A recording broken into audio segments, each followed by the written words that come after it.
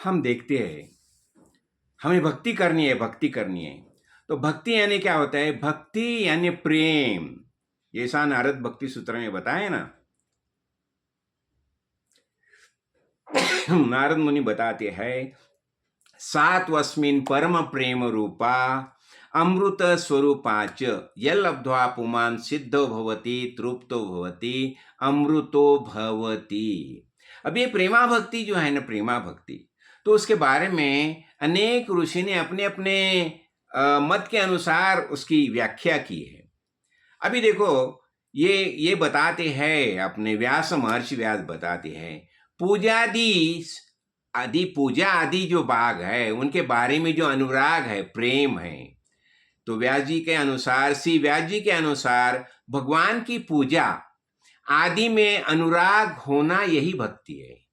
तो पूजा अर्चा हम करते हैं, हर दिन की पूजा अर्चा तो करते हैं, तो उसमें अनुराग होना, उसमें प्यार होना, उसमें प्रेम होना, यही भक्ति है। ये कौन बताते हैं? ये पाराशर्य यानी अपने महर्षि व्यास बताते हैं।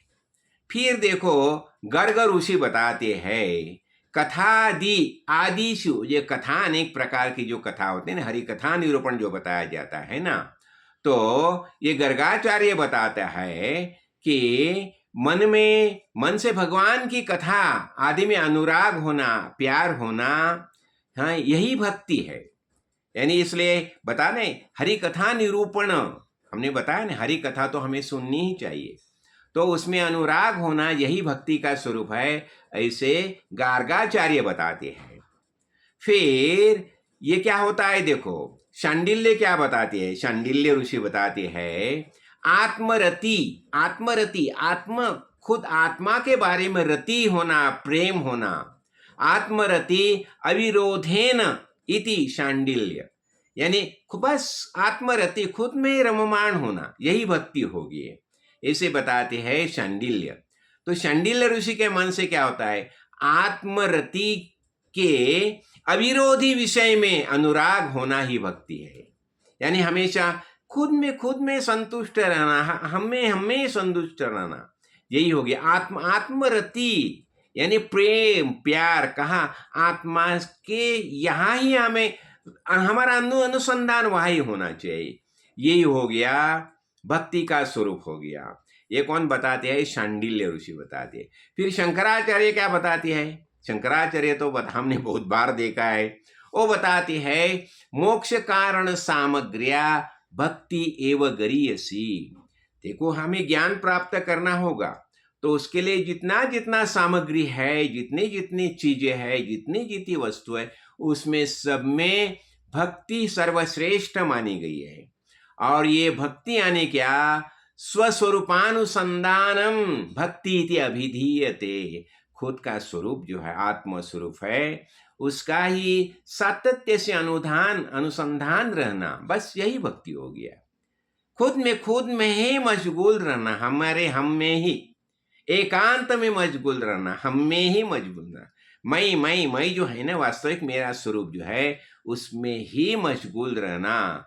तो आत्मरति, आत्मा ही खुद की रति, खुद के बारे में प्यार, तो यही होता है, इसे ही भक्ति बताया जाता है। और फिर नारद मुनि खुद बताते हैं, देखो, ये नारद मुनि बताते हैं, तद अर्पिता अखिलाचारिता, बस तुझे ही सब अर्पण है, जो जो मैं कार्य करता हूं सब तुझे ही अर्पण है, तो सब तुझे ही अर्पण है, बस अखिलाचारिता, सब तुझे ही अर्पण किया गया है। और तद विस्मरणे परम व्याकुलता, अभी उसका विस्मरण हो जाएगा तो परम व्याकुल होना। यानी जैसे जब ये व्रज में गए ना, भगवान व्रज में गए, तो गोपी व्याकुल हो गया, व्याकुल हो गया। देखो, उसका विस्मरण तो नहीं हो गया, विस्मरण तो नहीं हुआ था, लेकिन उसका सान्निध्य नहीं था, इसलिए वो परम व्याकुल हो गए थे। यानी देखें, लेकिन वास्तविकता क्या है? उसका विस्मरण होना, लेकिन उसका विस्मरण होता ही नहीं। उसने, गोपी ने बताया ना, बुधो, अरे मन कहाँ 10-20 है, एक ही मन है, और वो चला गया श्याम के संग। तो अभी क्या बता रही है? तो ऐसी व्याकुलता होती है। तो नारद बताते हैं बस सब पूरा उसे ही अर्पित है और उसका विस्मरण हो जाएगा। तो परम व्याकुलता अनुभव करना यही वास्तविक भक्ति का स्वरूप है।